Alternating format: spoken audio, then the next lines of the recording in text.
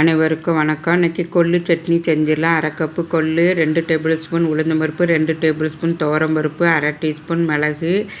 கடாயில் எண்ணெய் விட்டு காயத்தை பொரிச்சிக்கோங்க. கொள்ளு பருப்பெல்லாம் போட்டு வறுத்துக்கோங்க. நல்ல வாசனை வரும் வர வறுத்துக்கோங்க.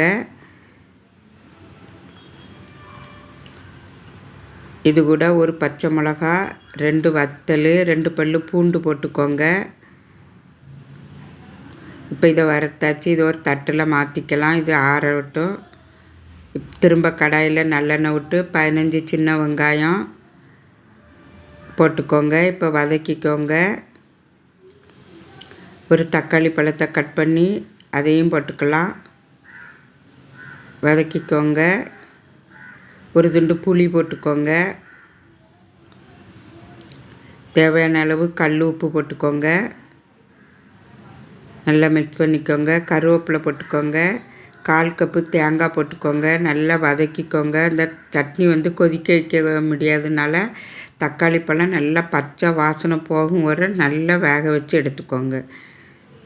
இப்போ மூடி வச்சு வேக வச்சுக்கோங்க. திரும்பியும் மிக்ஸ் பண்ணிக்கோங்க. திரும்பியும் மூடி வச்சுக்கோங்க. இப்போ தக்காளி நல்லா வெந்துட்டு இது ஆறட்டும். இப்போ கொள்ளு பருப்பு நல்லா ஆறிட்டு இதை மிக்சியில் போட்டு முதல்ல திரிச்சிக்கிடலாம்.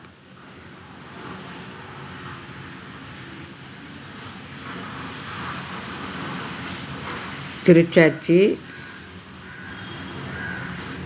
இப்போ வதக்குன சின்ன வெங்காயம் தக்காளி பழத்தை போட்டுடலாம். மிக்சியில் தண்ணி விட்டுக்கோங்க. நல்லா நைஸாக அரைச்சிக்கோங்க. இப்போ சட்னி அரைச்சாச்சு. இப்படி தான் நைஸாக இருக்கணும். இதை ஒரு கிண்ணத்தில் மாற்றிக்கிடலாம். மிக்ஸ் கழுவுன தண்ணி விட்டுக்கோங்க. இந்த சட்னி தண்ணியாக இருக்கணும். தேவையான அளவு தண்ணி விட்டுக்கோங்க.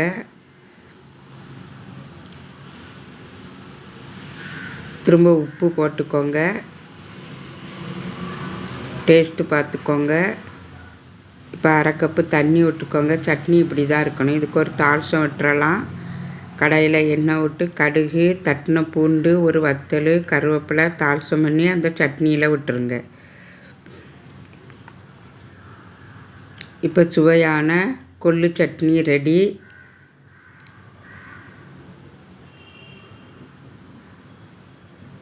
இந்த சட்னி இட்லி, தோசை, சாதத்துக்கு சூப்பராக இருக்கும். வீடியோ பார்த்ததுக்கு நன்றி. வாழ்க வளமுடன்.